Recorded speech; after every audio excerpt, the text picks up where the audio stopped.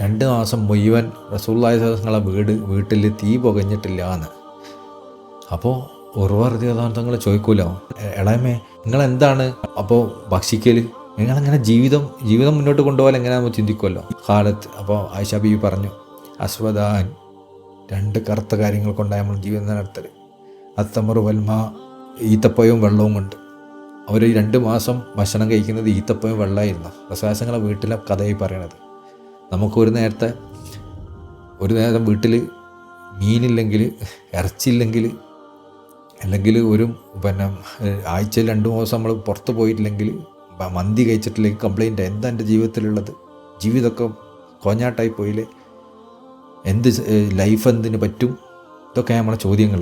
എനിക്ക് എന്ത് ലൈഫാണ് ഉള്ളത്? നമ്മളൊക്കെ ലൈഫ് എന്ന് പറഞ്ഞ സാധനം വെച്ചിട്ട് റസൂലുള്ളാഹിയുടെ ലൈഫൊന്നും നിങ്ങളൊന്ന് കാൽക്കുലേറ്റ് ചെയ്ത് നോക്കി. ഇവർക്ക് എന്ത് ലൈഫാണ് ഉള്ളത്? 2 മാസമായിട്ട് ആകെ ഈത്തപ്പഴവും വെള്ളമാണ് ഓരോ ഭക്ഷണം.